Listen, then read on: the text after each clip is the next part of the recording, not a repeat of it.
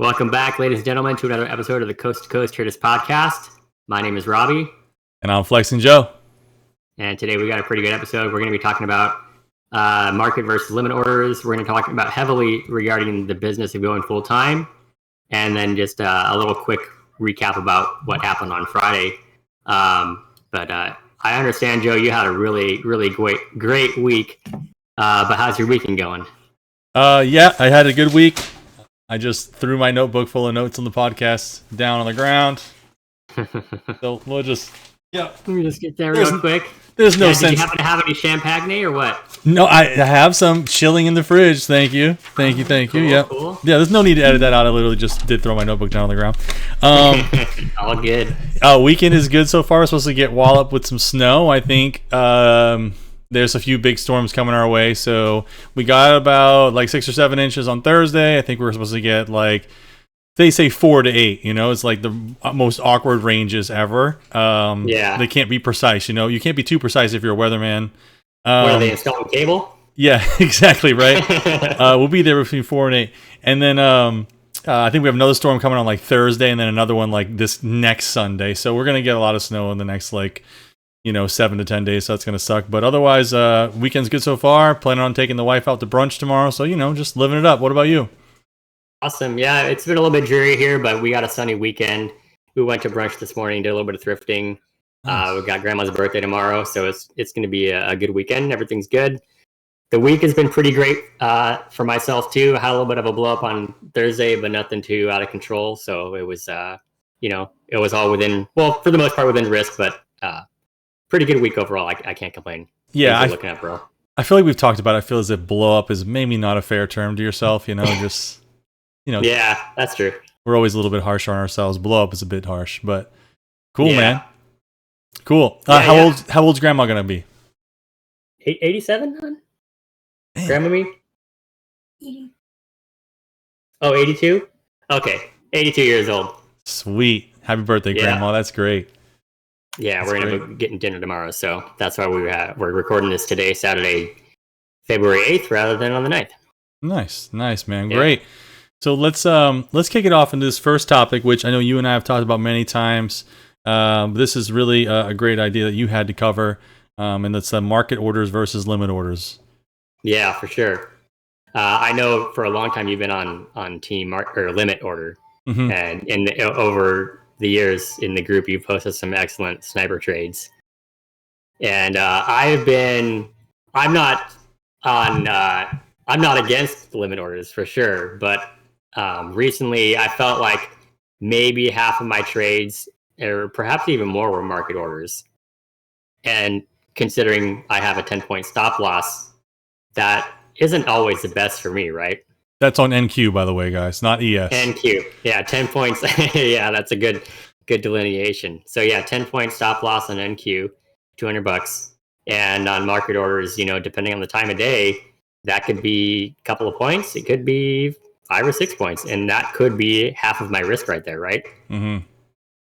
So it depends. It depends. When is it safe to market, and when is it not? When's it ideal?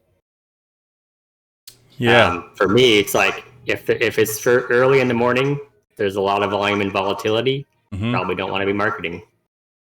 No, that's exactly what I was going to say too, because depending on your data feed and depending on maybe like how fast your computer is, like you could hit market at like what appears to be a fantastic time and it's not, so limit orders, are definitely your friend in those like fast moving situations. But that's also too why like a lot of, I've heard, for example, like, I think it's SMB, and other prop firms and other just trading firms in the New York City Wall Street area have actually talked about like trying to be closer to the actual like hubs and just being able to have better data feeds in order to get those fantastic fills and trades. Right? Every millisecond counts, right? I guess so. But I would imagine then those are got to be market orders as well. Yeah. Well, so the thing is, like with market orders, like, so obviously we discussed about the opening, like the open and volatility and volume and stuff. Later in the day when things are slow, you can get away with it more easily. That's for sure. But like, if I have a tip for anybody that is marketing, ideally you want to be, if you're going long, you want to be marketing when the price is coming down rather than when it's pushing back up, because then slippage might work in your favor. But there's like a couple of things that you can think about with regards to psychology, because if you're going to set a bid, absolutely that you're going to take that trade if price comes to you. Right. But without that, you could see price come down, and then you're thinking to yourself, oh shoot, maybe I missed it, right? And so then the wheels start turning, and then maybe you're like, oh shoot, should I chase here? And then the other aspect is maybe like, well, maybe you have a really solid plan to take the trade down there, but like, you go to the mall and there's like this cookie store and you're not sure which cookie you want, so you want to sample it, right? And so maybe you want to see price interact first, just a little bit, before you hit that button. You know what I mean? Bro, last week you had the Olive Garden background. This week you're at the mall in the cookie store. We're going to have a food podcast here before we know it. Sure. But yeah, so right. It's like, I mean, it just depends. If you can have that, if you are dead set on taking the trade and that's what you want to see, you have to at least follow through, because the window for hesitation is much less. For sure. Yep. Yeah, it can be. I mean, it's really tough, because I think that there's definitely been times where I take a market order and it's fine. I think there's also been times too where like I've tried to just hit like place bid or join ask, right? And I think it's actually join bid, not place bid, but whatever. Bid, hit the bid or ask, right? And I know sometimes where I hit the bid and then it's just like, okay, like, so apparently I clicked hit the bid at the freaking bottom and it was not going to go any lower. And now I'm chasing it up and I'm just like, well, shoot, now it's already 3 points higher. Like, do I even still want this right here? And normally on NQ, like I do, but but not that sometimes those 3 points will mean the difference between you getting like your hard stop hit and not, so, and sometimes it doesn't matter. Like it just starts to keep going. It might even hit your first target, depending on what your routine base hit is, 15, 20 points, even 10 points. It just goes and you're okay. But sometimes it's like, wow, I tried to be, a patient trader and hit the bid and it didn't play out. And then of course, I feel like it's even worse on the short side when you go to join the ask, and then you join the ask and it's like all of a sudden the bottom just falls out and the market just has no support. There's no bids left. And it's like, well, I wish it would have hit market on that bad boy. Yeah. So, all that said, I've definitely begun to come around more recently with just setting limit orders. And I've shared some trades with you pretty recently that have been really, really close to the bottom. And had I done markets on those orders, it's possible that those trades wouldn't have worked out quite as well. But so yeah, I would say that the amount of bids that I'm putting in versus market is more heavy on the limit side. Yeah, that makes sense. And when I used to trade specifically with Apex, I was using Ninja a lot, and like one of my favorite things to do was that drag and drop technique where for those of you who haven't seen the video or you're not familiar with what I'm talking about, like what I would do is I would place, let's say I wanted to go long, I would place a limit order to buy, substantially lower than where price action was. But like, let's just say it was like the absolute bottom where I wanted to be in the trade. And then what I would do is I would pick up the order, but I wouldn't drop it. So now I'm holding this order in my hand, and the system would be like, I'd be watching the trade like kind of flutter down, and knowing that like if it comes down to where my line is, like it's gonna buy in. I'm gonna get in there, which is fine. But if I'm not sure how far it's really gonna go down, and I think, is it really gonna go down that far, and I'm holding the order, sometimes I would just literally be like, I would have it like over where price action was and just drop it. And what that would do is that would literally like insert me like right there as a limit order. And I would get like this, like usually a crazy good fill, because now all of a sudden I'm dropping in limit order right on the current price action. And I feel like whether you're setting a bid and waiting for it to get hit, or kind of doing that drag and drop thing that I used to do, which does not work as well on Top Step, but When I trade my cash account on Ninja, I'll still do it from time to time, like if I'm really trying to snipe it. But it's odd. It's you know, what I think both of those two things do is you end up spending more time thinking about the trade that you want to take. And I think that helps to improve the results substantially because you were such a patient trader waiting for your entry. And for impatient traders, I wish there was a way you could just disable your market buttons, because if you didn't have them, it probably would help you, you know? And for sure. And in times where I lack patience, or I have lacked patience in the past, in those moments, market's like the worst thing for me, because it's just like I'm too in and out or whatever, and it doesn't usually pan out in my favor, you know? Yeah, for sure. Yeah, it's you are more patient. To eliminate. What's that? You are more patient. Oh, yeah, at times. Yeah, I feel a lot of the time. I feel like you're the more patient of the two of us. Well, for sure in the last maybe 30 days, I feel like they're Thursday aside. I feel like it's really improved, and probably in large part because I started recording my trades over video. Yeah. And in reviewing my trades, and also in the back of my mind, I knew I wanted to put something up on YouTube. So maybe there was a little bit of this in my head where I'm like, people are going to be watching this. I'm going to be transparent, and I want to put the absolute best foot forward. Yeah. So yeah, I've been getting some really great entries, and of course I've still been marketing too. And in fact, I'm editing that video right now, and I did do a drop, drag and drop recently. There you go. So yeah, they you know, it's a great idea, and it's almost like sampling the cookie, but a little, but you get that the limit order versus the potential slippage of just, you know, smashing the market button. Yep. So yeah, that's great. I'm excited for that to come out. But yeah, my game's improving, and just doing what I can from day to day to keep having that consistency. Oh yeah, dude, I'm pumped for that video too. So we'll make sure that for those of you, if you're not following us on X, make sure you're following us, right? Because when Robbie posts it, you know, I'll reshare it. You guys will have opportunity to see that post and hopefully check it out, you know. And even if it's a long one, I think it's going to be a lot of value there. So looking forward to it, bro. Yeah, thanks. Yeah. So the other big thing, though, with trading, of course, the hot topic that every trader who comes to the market has is, of course, trading full time, right? You mean, how do I quit my job? Yeah, how do you quit your job? When Lambo? Yeah, when Lambo. Give me the tendies, bro. When Lambo and tendies. Yeah, well, it's a topic that comes up a lot, and it's going to be interesting, you know, depending on what your line of work is.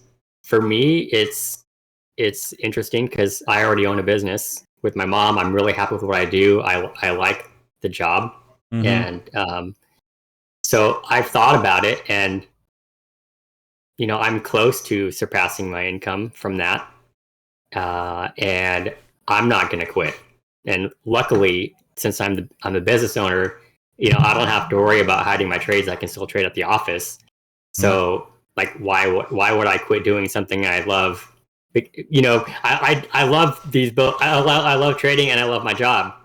Yeah. So, I mean, I don't have the need to quit both. But for somebody that it's, you know, that's my baby, right?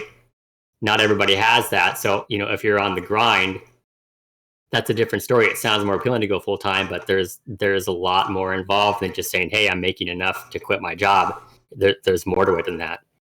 Right, for sure. So, yeah, he said though he owns a business. He said he's not a businessman. He is the businessman, right? Yes, sir. Yeah, like, so your situation obviously a little bit different than maybe, you know, a lot of other people, and like specifically myself, right? With like being a W-2 employee, like I don't own any part of the business or co-own it or anything, right?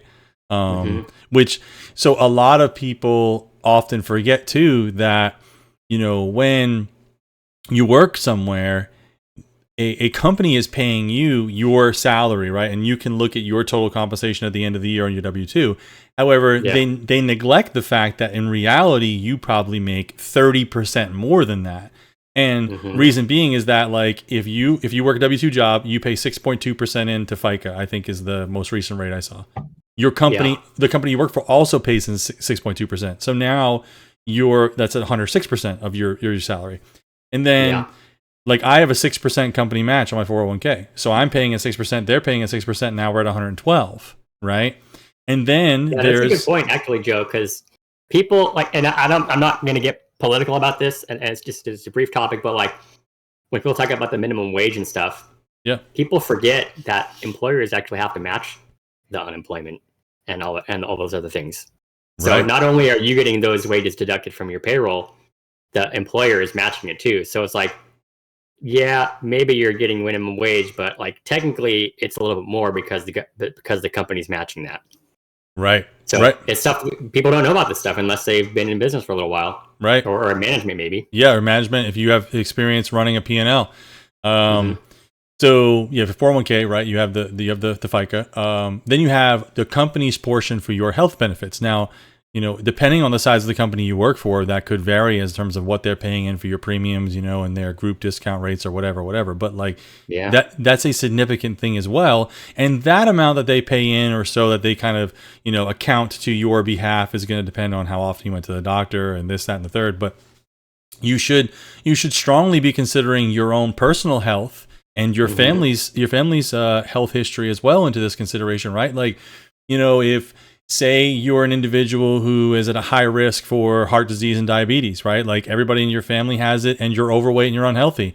You probably need to make sure you're on a good plan, right? Because you're going to have a lot of healthcare costs, right? So before you even get into the fact of like replacing your income, you have to think about really the big picture. And that might be the biggest expense that anybody has to consider when they're transitioning from, employer to business owner. Yeah. And it's one of the top reasons people go bankrupt in the United States is from healthcare costs, right? So, now you start to see that, wow, like the money I'm making, let's just say take 100K. Well, it's not 100K, it's 130, right? And so you have that. And then there's other things to consider too, right? Like, of course, with what they're paying, now you're responsible for the whole entire premium for your health, your dental, your vision, whatever. Like I wear contacts. So going to the eye doctor every year to get an updated prescription to buy contacts is a thing, aside from that, then it's all of the other things, right? Like if you were getting a 6% company match like I am, so how am I now putting that same amount of money away towards retirement? I also have an HSA account. My HSA account has a portion that's company matched, which an HSA account is a great way to set up a sort of how would you say it? Like a if you're pretty savvy, investment account for your long term, for your retirement, right? Like you can actually invest those HSA funds. Yep.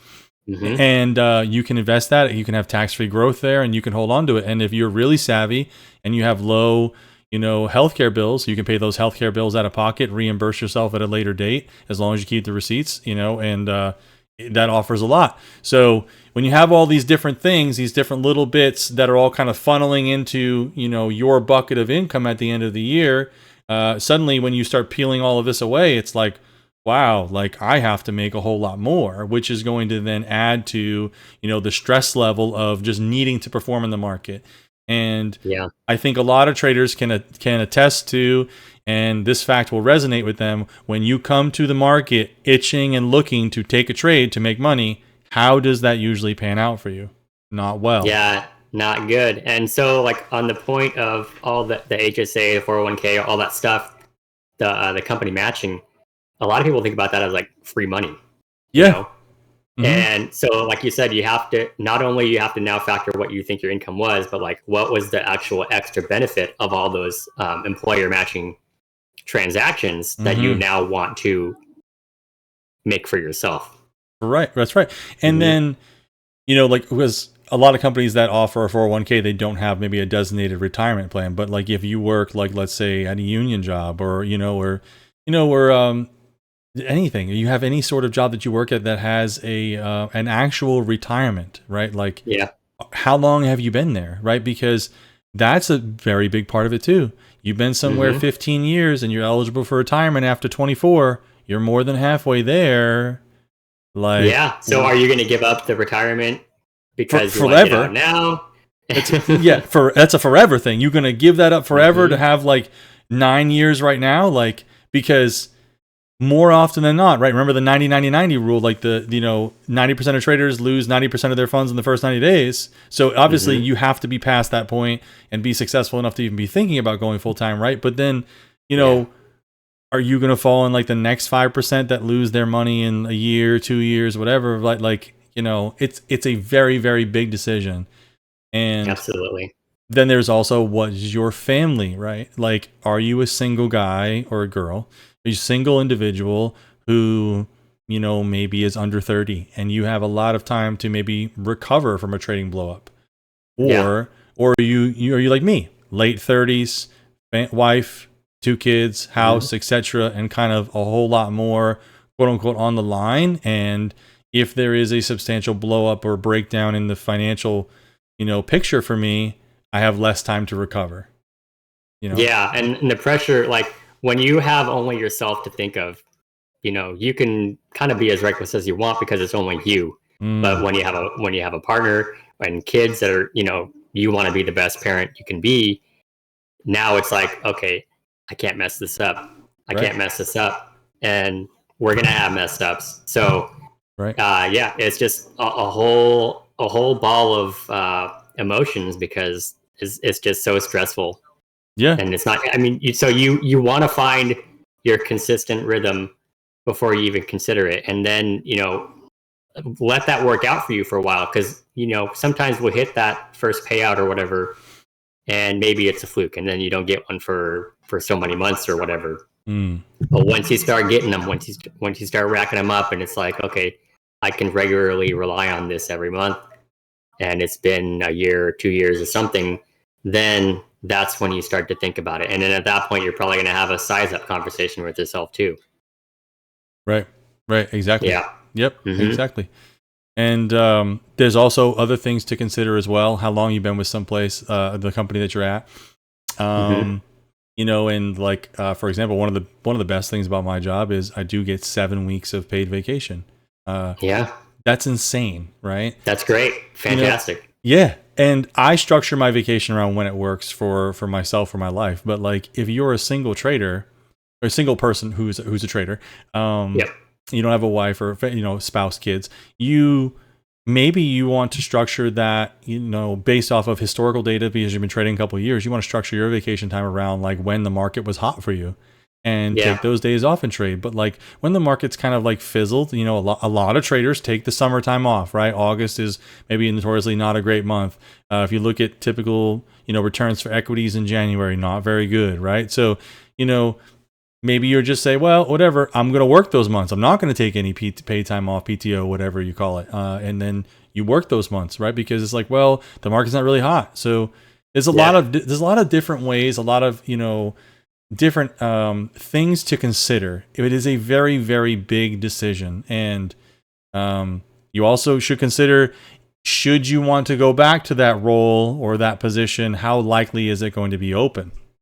And, are you going to have to start over at the low end of the totem pole again? Right. Yeah. Right. A lot of stuff, and then you have to actually deal with the minutia of actually running a business now. How are you going to do your bookkeeping? Are you tracking your expenses? Are you putting away the taxes? Because, we talked about the employer contributions for retirement stuff, but now you have to deal with your own taxes, and then you're going to do payroll. And then maybe you're going to do some type of dividend distribution. So, like, do you hire that out to Paychex, ADP, or whatever? Are you going to do it yourself? Probably not, because you're not an accountant person. You're just a trader. Or, so like, you want to do what you excel at, which is the trading. But now that you're running a business, those are other facets that you have to start worrying about too. Yeah, for sure. And one of the great things about having a regular, W-2 job or whatever is that, when you fill out your W-4, you can adjust your tax deductions, your payroll deductions, to be reflective of like what your typical household earnings are. So if you wanted, if you knew that you're typically performing very well as a trader and you didn't want to have this big tax bill or, have to make quarterly payments or whatever your situation is, you could, claim single zero and then start dialing up additional contributions, to at least set yourself up to maybe get a refund, right? That's a whole other topic in and of itself, the whole refund versus like owing in. Right. if you're getting a huge refund at the end of the year, it is many people's opinions that you've just given the government an interest-free loan on your money all year, so it's not a good thing. I agree. But if you're a terrible saver, that probably ties into how well you're going to trade anyway. So if you're a terrible saver, then you rely on a big tax return, it's like, well, how are you supposed to save for those taxes anyways? There's a lot there. I think the overarching, sort of message here is, well, I won't tell you what to do. I would tell you to take extreme pause and just really, really weigh it out. And if it is not overwhelmingly like, Joe, I made $400,000 last month, I don't need this job, like something crazy, then like just ride it out. But it's cool that we're talking about it, because I actually did get hit up too. I meant to tell you this in the pre-chat, but I got hit up and had a conversation with a trader yesterday about this, him and I are actually in very similar situations. He's a few years older than me, but his kids are actually much younger than mine. And we had a good conversation about it. I had actually another conversation, now that I'm thinking about it, with somebody like 2 weeks ago, similar setup. And basically what we kind of arrived at is, like, with families and everything, like, if you have a good gig, and I have a good gig, like, why not ride that out?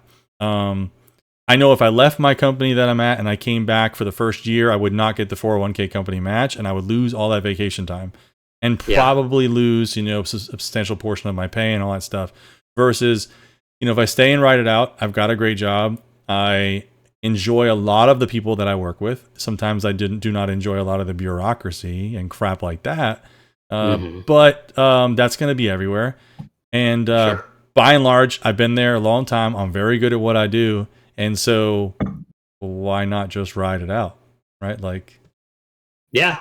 Don't give yourself any undue stress. If things are going great, you got it. And I would say, guys, again, this isn't financial advice, and we're not CPAs. So you should find a CPA that is also maybe a tax strategist. You don't want somebody that's the TurboTax HR block company. Like, you don't want somebody that's just there to take your one time a year tax return paperwork filing sort of thing. You want somebody that's going to help, that is kind of going to understand how to help you minimize your tax liability, and find creative ways, legal of course, to shield yourself from tax, and just properly plan your business. Because without that, you might have a corporate structure that is actually wrong for you. You could be filing returns, and then maybe one day you realize, oh, this was a mistake. And in fact, Joe, we talked in pre-chat about the mark-to-market election, and when I first discovered this, like, I had taken a pretty big loss one year. It was well over $3,000 for the year, and when I went to file my taxes, I had mentioned that at the CPA. I'm like, hey, so what's going on with this? My losses were this. Can I roll any of that over or whatever? And he's like, unfortunately, because of the way things are, you're pretty much capped at a maximum of $3,000 loss. And so if you want to exceed that, you'd have to do mark to market. But that is another potentially big can of worms itself. So maybe since this is a really fresh conversation you have with your CPA, can you share a little bit about that?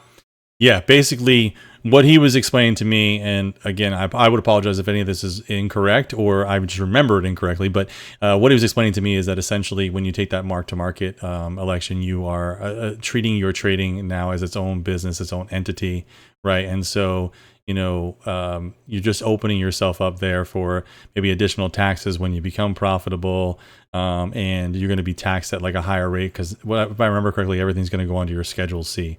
And then the other part of it too is that, like, if you're a W-2 earner and then you're also doing this on your Schedule C, if you're claiming very large losses on your Schedule C as a W-2 earner, especially a W-2 high earner, let's say you're making 150K plus a year on W-2s and you're claiming like this 40K loss, a lot of times, you can open yourself up to audits, right? And and basically what he kind of told the story was that he's like talked to people and And basically, I'm like, well, I haven't been audited. And he's like, well, how long has it been? And they're like, oh, last year or 2 years ago. And he's like, yeah, give it 3 to 5. Like, it's usually a minimum of 3 to 5. And then, oop, hey, knock, knock. I've Here's been your audited, audit. bro, and it sucks. Oh, that's terrible, Yeah, bro. it sucks.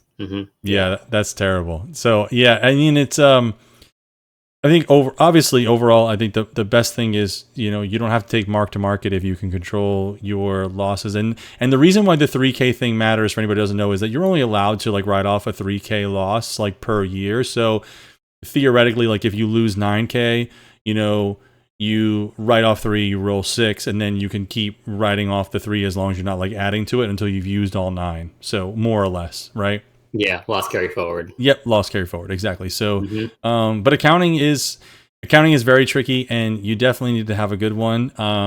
Accountants rule the world. Like, I mean, at least this one, the way tax laws are, and the way everything is, you really want to make sure you are set up for your own situation successfully, and then having somebody who works for you and can help you navigate through the paperwork and everything is valuable.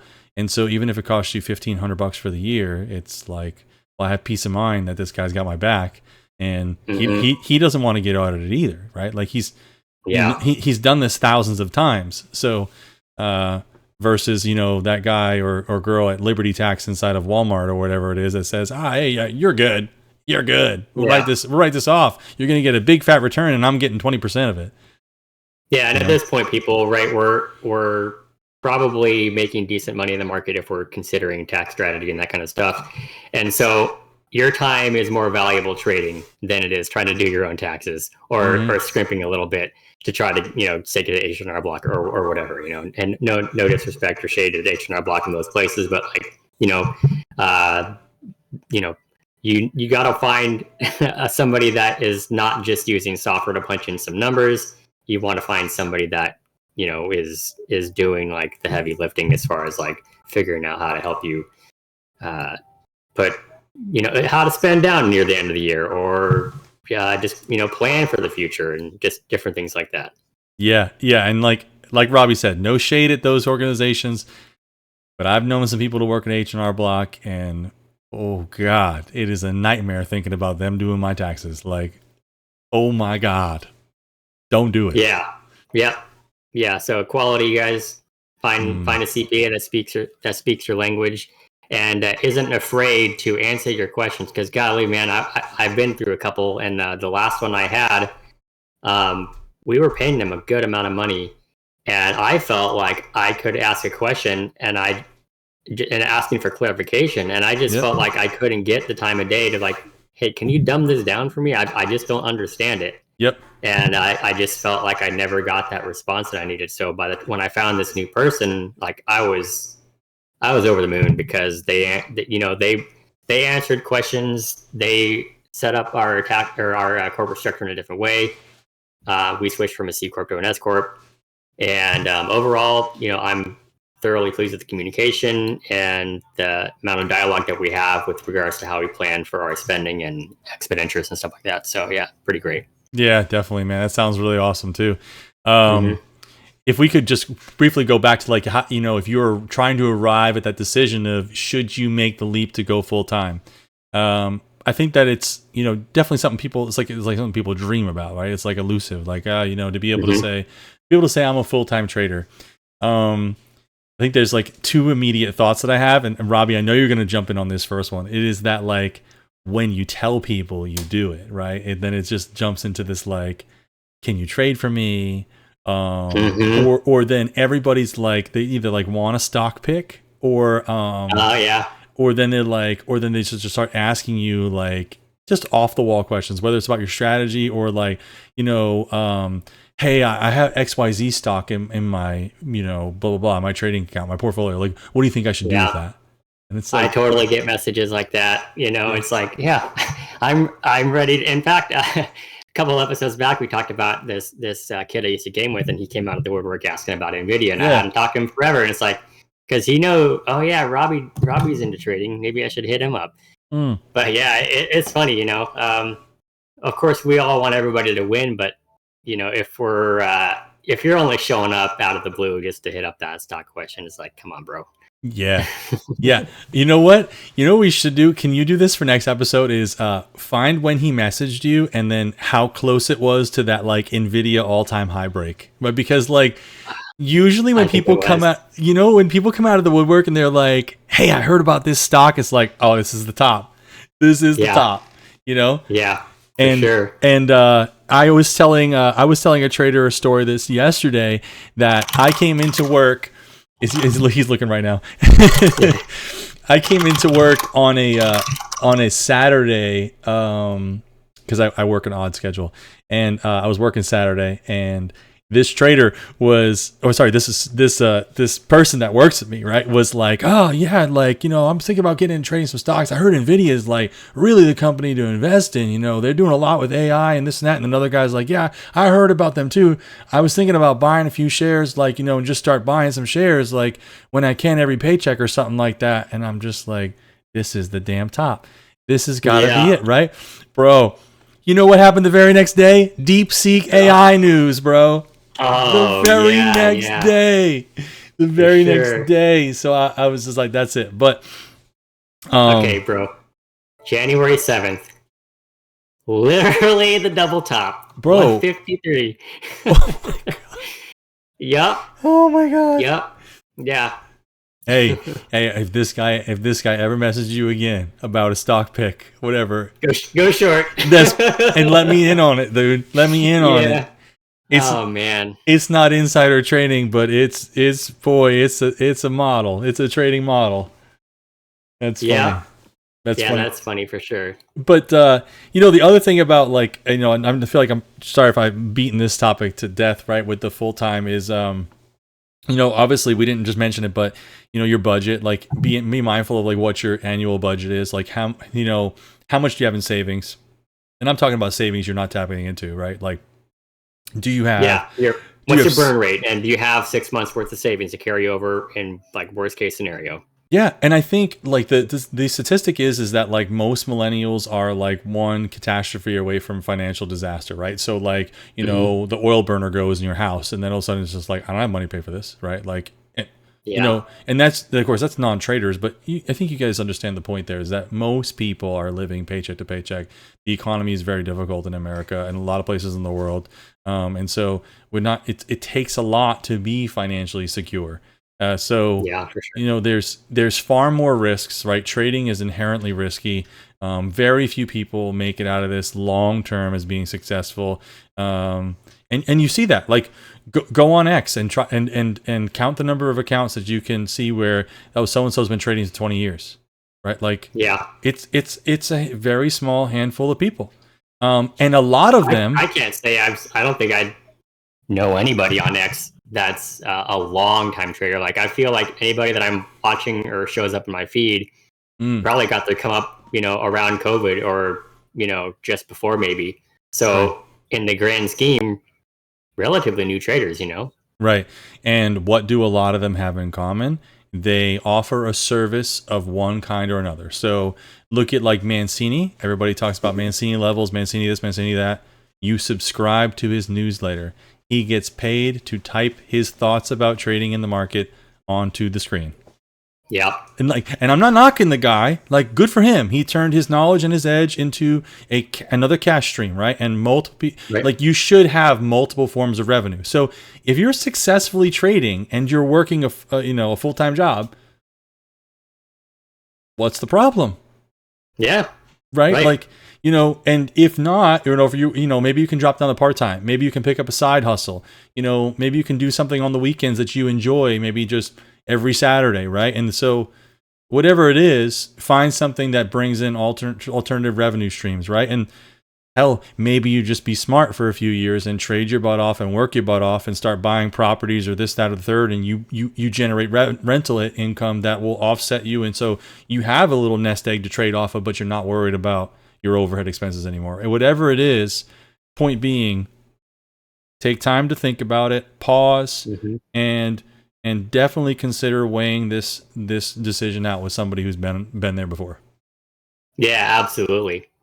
Wow, I didn't think we were going to get that far into this topic, but yeah, we did. We've probably covered the most of what we got to say about that, wouldn't you say? Yeah, for sure, for sure. And for everybody out there, if you're still listening, I would love to hear what you guys think in the comments. If any of you have gone full time or whatever, like, or if you disagree with anything we said, like, please, like, let us know and let's start some dialogue around it. Yeah, absolutely. We're not perfect, so we'd love to hear from you about that. For sure. I wanted to actually let you know about a conversation out with the Trader Joe. All right. On Friday, they had like a really great morning. Yeah. Trading a combine, about $1,500. So over the 50 or at the 50% threshold for a top step. But then later they complained that they didn't take any good trades on their funded account. Mm-hmm. And so I'm thinking to myself, well, shoot, why didn't you trade the funded account in the first place, right? Because if you're trading a funded account, presumably you're going to be looking for the best trades possible because the funded account should be your baby, not the combine. Right. But on the other hand, if you're only trading the combine rather than the funded account, are you taking a trade that's worth trading? Or are you like hedging your bet because it's the combine, therefore it's not as meaningful to you? Are you trading, or are you just scared because you haven't passed a funded in a while or something? So like, it's a tough one because you bet your ass they would have wished that they had traded the funded account in hindsight, because $1,500 on the funded, that's an amazing day. And maybe they could have actually taken those trades and copy traded them to the combine too, because like I said, if it's worth taking on the funded, why not copy it on the combine? Yeah. Do you it seems as if this and the trader that you're talking about, without even knowing who you're talking about, I can think of a dozen traders that I've had conversations with similar to this. And I feel as if it is indicative of a larger emotional problem. Whether it's fear, not being able to accept risk, even just kind of like maybe even a dopamine thing, right? Like they want to experience the thrill of a winning trade with having extremely little risk, anything like that. I'm not saying any of those things are true for this person, but yeah, it could be. Yeah, it could be. And just pointing back to myself, I actually had a pretty red day on Thursday. I had it just started off bad. I took a trade before the open and I cut it. It was a paper cut. And in hindsight, even if I let that trade ride out, it was like maybe 6 points max against me, 12 points at the top, which is actually a decent risk to reward. But of course, I wouldn't have known what that was going to be until it worked out. But I closed it out and it was a paper cut because I don't know, it just wasn't there. It just wasn't a good trade. And so that was kind of like the start of maybe some tilt for me. And I took another trade after that, and it was chasing freaking VWAP interaction. And so like I kind of pride myself about having pretty decent discipline with regards to correcting my own mistakes. Like if I accidentally oversize, if I accidentally, well, maybe not accidentally, but if I take a trade that's emotional and then I think to myself, okay, this is a mistake, I'll cut it like pretty quickly, win or lose. Sometimes it's in my favor, sometimes it's against me. But like in this particular situation, I didn't do that. And there was actually an opportunity where I could have, and this was a funded account, by the way, where I had 5 points of profit. So it would have erased my paper trade or my paper cut and given me, a couple of bucks, right? And that would have just reset me. But I didn't do that. So, from just because I wasn't able to control myself in that instance, that led to poor mistakes for the rest of the day. Yeah. And so because this was a funded account, actually it was a new one, I had forgotten to set my personal daily limit on the account to auto liquidate me. Okay. And in the past, so like my general rule is that my max risk is 420 on the day. So that gives me some room for some fees and stuff. Yep. 2 trades, basically 20 points loss in total.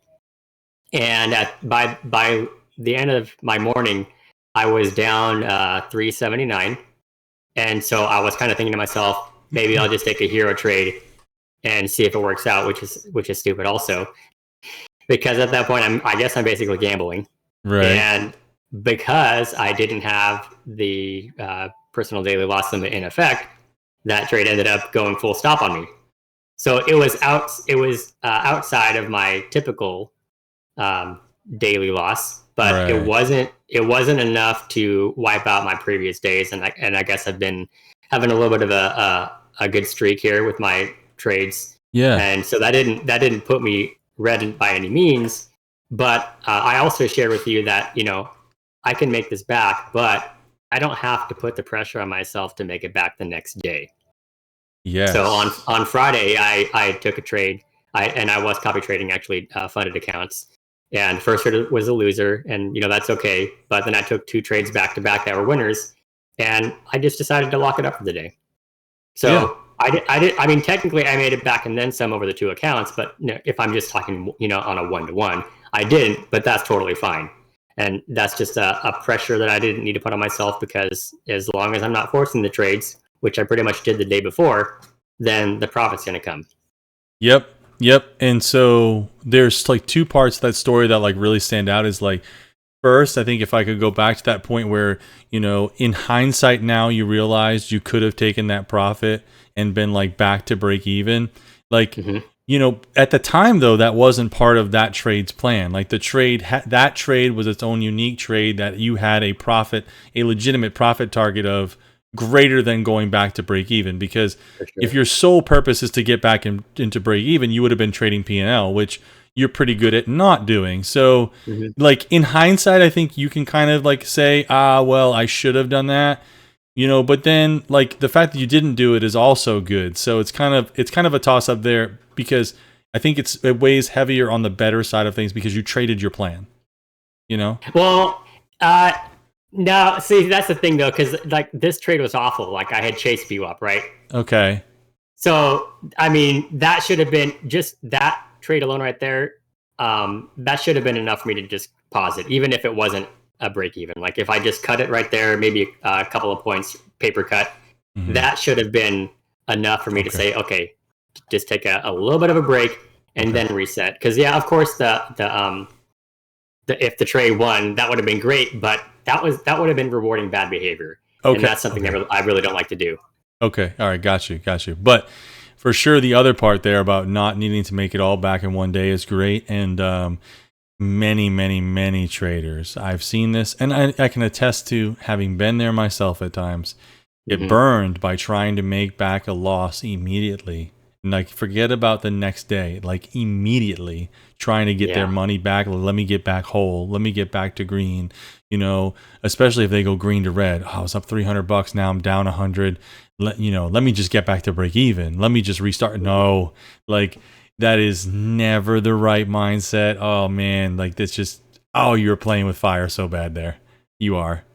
Yeah. You are. So I guess, on the positive side, even though I didn't have the auto liquidation set up, I was able to step away. I locked myself out for the day and took the loss, and I didn't make a problem even worse. Yeah, and that is a good thing, man. That is a good thing. Yeah, so for sure. like there's, and I like this conversation to to kind of end the episode on, because it's like a great way to remind traders that to look for the good in every trade that you took, right? Like either there's a lesson there, there's something, if you always striving to learn and experience positive things in the market. The P&L was red, but you did do some things right, and then you did some things right the next day as a follow-up to build on that. So it's good, man. It was good. Yeah, absolutely. And I'm putting this stuff in my journal. My Obsidian notes are coming together pretty good. I'm not ready to quite share them yet. How are yours coming along? I saw it a few days ago. Any changes or? Yeah, dude, it's looking sick, dude. It's like this crazy hive web of like notes and everything, and I started like dropping in like you saw in the House of Stacks, I had done all that SPX backtesting on gap ups and gap downs and the 20 EMA retracement. I dropped all of that in there, so nice. It was pretty sweet, like just putting all those in there and get everything squared away. So I'm pumped for it. I'm looking forward to sharing when we share ours, kind of like as its own episodes. It'll be cool. Yeah, and then I just kind of realized as I'm putting my notes in there, Man, there were some real days, or there's some days when I had some piss poor journaling. Yeah. So I'm kind of like, now that I'm like putting those in there, I'm taking a moment to review the trades and then add some fresh commentary, even though it's in hindsight stuff. But you know, it's still good because I can look back at it, whether or not it was hindsight. I mean, because it's always hindsight review at the end of the day. But usually when I'm making my notes, it's as the trade's developing. So you know, you do miss a little bit of that when you're coming in after the fact. But yeah, it's all good, bro. And I'm excited that we're kind of like expanding our knowledge and like our system in a cool, unique way. Yeah, for sure. It's pretty awesome. So very good, man. Good stuff. Mm-hmm. All right. Well, I don't know if we got much more on this one, so we'll catch you guys on the next one, right? Oh yeah, absolutely, guys. Remember the deal: like, subscribe, share, the whole 9 yards. Comments would be great too. They help the algo out, and we will see you guys in the next one. Thanks for watching. Peace. See you guys.